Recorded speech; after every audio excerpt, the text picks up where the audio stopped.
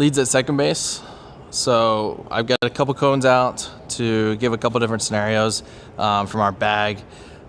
We've got the orange cone representing a little further back, deeper in our field, closer to the shortstop. And then our blue cone is pushed more in line with third base from second base. Again, we're using them as a representation of where we want our right foot to be in a direction of, and not crossing over too far. Again, these can change. You can push it out a couple different feet, left or right, depending on the athleticism and speed of your different individuals and runners. The orange cone is representing a position we want our runners to be in with 2 outs. The reason it's a little deeper than normal is we're saying, hey, there's already 2 outs, ball in play. We're say it's a ground ball through the infield for a single. We don't want you to have to waste time getting around third base. We don't want to have to create that angle to create a straight line into home. We already want you to start in here, and we can make it a little easier on that scoring position. The blue cone would be a position where we're more in line, directly in line with third base from second base. So if there's a single, we're saying, hey, we need to create that angle with less than 2 outs. But with less than 2 outs, we're giving ourselves an advantage of being in a direct line. If there's a ground ball to the left of our shortstop, or there's a ground ball to the left or the right side of the infield, or maybe say the coach wants to be put a steal on or hit and run on or whatever the case may be, to be able to try and advance that runner. We want to be in a straight line to make the quickest way possible for that runner. Similar to our leads at first base, we're starting with our toes facing the direction that we want to be able to go. So if you're going to that deep side with 2 outs, we're going to point our toes out towards that left field area. If we're going out towards that blue cone, then we're going to have our toes facing the third base. But now we've decided where our toes are going to go, so we'll start with our blue cone here, less than 2 outs. Our lead is more of a walking lead here at second base rather than first base, where it's a couple steps, I cross over, and then a couple shuffle steps. Here we want to make it a little bit more, a couple more walking, crossover, a couple shuffles, and we're good here. The difference at second base than we have at first base, because of the angle of that pickoff move for the pitcher, is when we get into our athletic position, we can start a little bit more narrow here with our feet, and we can be a little bit more stood up rather than being so hunched down, getting our hamstrings and quads ready to be able to make that quick move towards second base.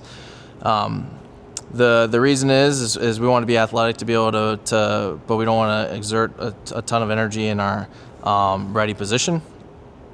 So we'll have our guys, the way we do it in order to keep their feet out of concrete or stuck in the mud, is we just want to be able to say, hey, you can get out to that position.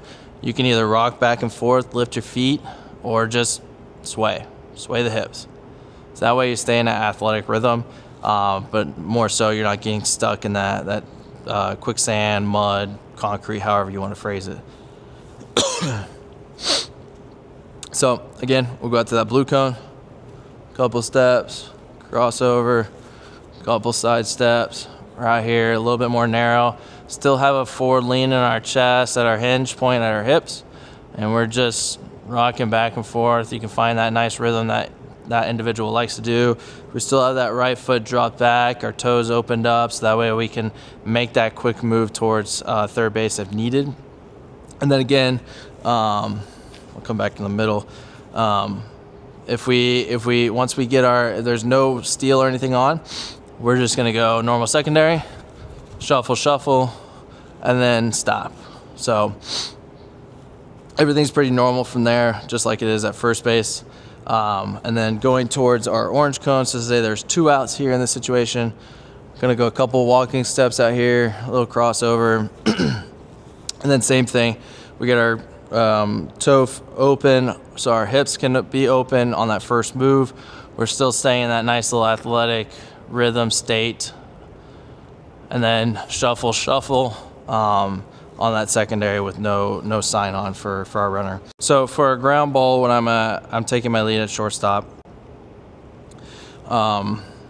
we want to make the determination of where that ground ball is coming towards based on. We want to make that determination based on where that ground ball is coming across us, whether it's to our right, straight in front, or to our left. So I've got 2 blue cones and an orange cone. The 2 blue cones are representing yes, go. These are go mode. The orange is caution, let's take a step back towards second base here. So ball hit to my left, so closer to second base up the middle. It's an automatic, we're taking off. Ball on the ground at me, it's automatic, I'm taking off. Ground ball to my right, I'm taking that step back, I'm opening my chest, I'm getting closer to the bag, and I'm watching the shortstop. The reason we want to watch the shortstop is if the shortstop has moved from where we originally started, then we can help make a determination on, is it going to get through that 5-6 hole and we can make that read going towards third base, or do we need to sit back, watch the play develop, he throws it across the infield, and I can see the out made at first base, or maybe it gets by the first baseman and I can get that extra read towards third base. Now, I mentioned recognizing where my shortstop's at. When I take my lead, I first get my sign from a third base coach. I recognize where the ball is at. I'm going to make a decision early on where my position players are at. So where are my outfielders, knowing that a ball hit into the outfield, whether I can go or I need to stay or take that extra second to see how they make that read.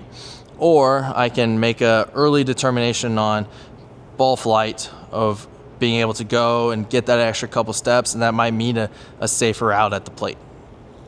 I also want to check my left side of the infield to be able to make that determination of where's my shortstop going to be, because there's been a couple times that I've seen where a runner excuse me, will take their lead. The shortstop will be on their left side, which, like we mentioned on the ground ball, is an automatic go, right? However, if the shortstop is playing to is on his left shoulder, that ground ball, right, might need to be something we sit on rather than an automatic go. The definite would be a line drive with less than 2 outs. A line drive to that shortstop, that might be something where it's hit to my left, I make that automatic read, he's standing there, he catches it, he goes and steps on the bat. So I want to be able to know where's my infielders at, where do I need to make that little bit of a caution read, and where's my, hey, let's go get that extra bag type of read. So once I've determined where my infielders are at, I know, hey, I need to stick on this play, I need to go on this play, but just being a little bit more, again, stacking the odds in my favor for those decision makings. We're not going to make the correct decision 100% of the time when the play is going so quick, and we got to make decisions very rapidly and on our own with the knowledge that we have. We want to just give ourselves as much knowledge and information as possible to make the best decision in the moment. So look for my infielders, see if my reads are changing, right? And then go from there, right? It might be, hey, ball to my right, I can go because the shortstop's now up the middle, and anything up this way, it's getting through anyway. So